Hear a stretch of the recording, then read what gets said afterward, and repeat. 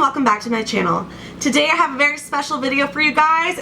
So this is the second installment of my purse reviews, and today we're covering the 3.1 Phillip Lim Pashli or Pashli bag. Here's the one I got. I got the color block satchel, and I got this during the Nordstrom anniversary sale. So a little bit about this bag. It comes in multiple different sizes, in different colors, textures, and finishes. Compared to my Prenza Schooler PS1 satchel, the other bag I did a video on, I knew a lot more about that bag and I did a lot more research before buying it than I did with this one. This was much more of an impulse bag.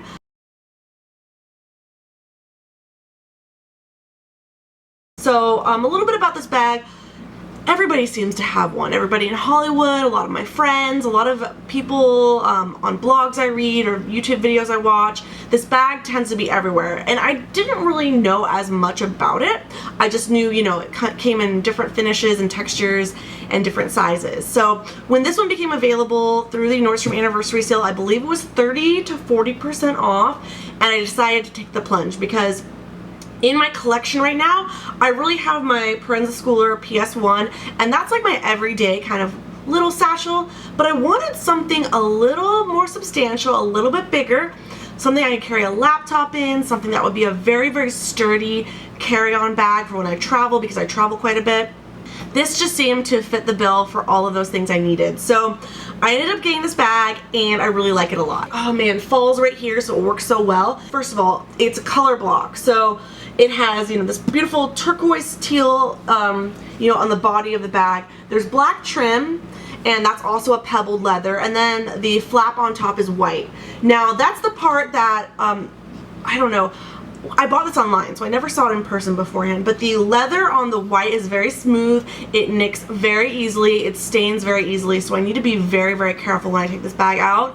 I can't just chuck it under my desk or in the floor in the bar, because it could seriously get stained and there could be irreparable damage. So I know that sounds a little bit dramatic, but it's the truth. And I've already have, just in everyday wear and tear, made a couple small nicks in the leather on the white, which makes me really sad. And then I was also wearing my Fitbit Zip. I recently upgraded to this Fitbit right here, but the one that you wear in your pocket with like the silicone, like little lip that kind of sticks to your pocket. I didn't realize it, but it was actually scuffing the side of my bag. So I have like 2 or 3 stripes on the back of the bag. You might not be able to tell, but it's come from, you know, hitting the bag and hitting my hip when I'm walking. So anyways, that aside, the bag is in great condition. It's very sturdy and I love it. So yeah, so if you are more petite than I am, I don't recommend this bag for you. It is very, very large and oversized. I'm about 5'6", 5'7", I like to say. So if you're more petite than I am, the bag is going to look a little bit ridiculous and extremely oversized. You can carry it more like a briefcase style in your hand, and it hangs very low. This bag is also iconic because it has these little winglets. I don't know if that's the appropriate terminology for them, but as you can see, like I'm kind of pulling them right now, but in the front you have 2 symmetrical zippers. You can pull them up or pull them all the way down. If you have them all the way up, the bag looks a lot less, I don't know, interesting. And these zippers are a little bit stiff. I don't know if it's because my bag is still fairly new, but the zipper's kind of a plastic, kind of metal. It's a coated metal zipper. Not my favorite, but I gotta say it looks really good because it's like black on black. So zipped up, the bag is much more, you know, masculine looking and much more like a briefcase style bag, but unzipped is really how I prefer it, and that's usually how I wear it most days. It comes with this nice little hook at the top, so you can bundle the 2 straps together to make it easier when you're carrying it around and not have, you know, handles flapping everywhere. So that's nice. It comes with a little like hardware piece there. And the clasp on this bag is, you know, this bag is really easy to open. Not easy enough for a pickpocketer to open, but definitely easy enough for you to open. You just kind of squeeze these 2 little dots there and the bag opens up. What sucks about this bag is the closing of the clasp, and if you look closely, I have already scratched the hardware pretty good. I didn't know what I was doing the first couple days, and I was a little too eager to close the bag, and I did scratch the hardware pretty bad. So that's probably my one sore spot with the bag. I'm really sad I did that, but life goes on. So let's go inside the bag and I'll show you what's in here. And I have not done any cleaning before this video. As you can see, it's one big bucket compartment and I have a ton of crap in here.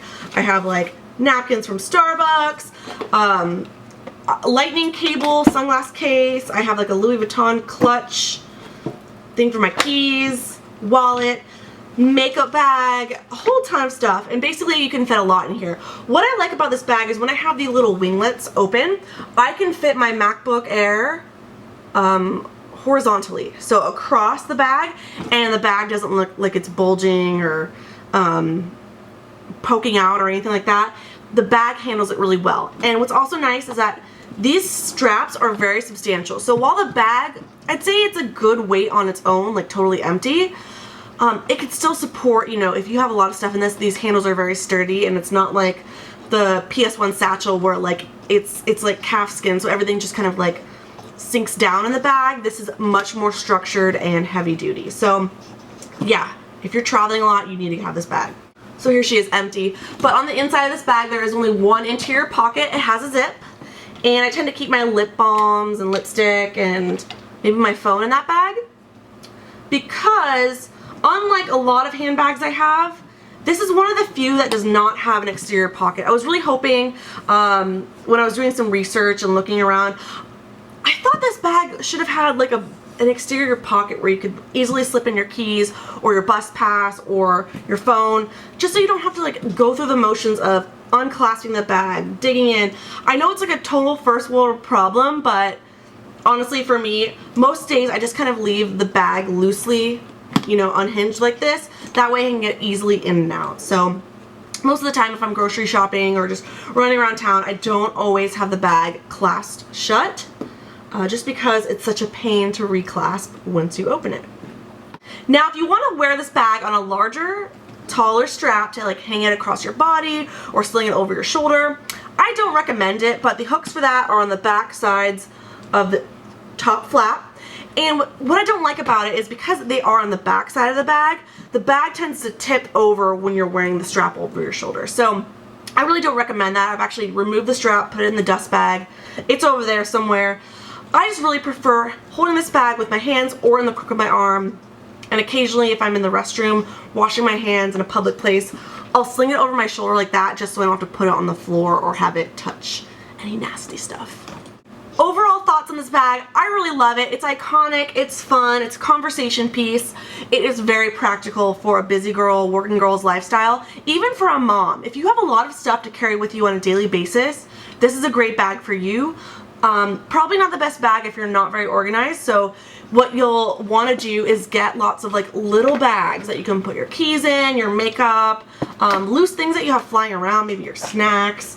Whatever you need to carry with you, just make sure you compartmentalize it inside this bag because it is one big bottomless pit. So yeah, I probably wouldn't pay full retail for this bag ever. I just think that I can't buy two expensive designer bags in a year. I mean, I bought the PS1 earlier this year and that was like very first of the year I bought it. Now I don't have any kind of like low to mid-range bags I've bought recently. I've just been sticking with my PS1 and I wanted another nice bag to throw in the mix. And I just thought this was really fun because I love neutrals. I would never buy a bag in like a buttercream yellow or a pastel pink. It's just not me. It's not who I am.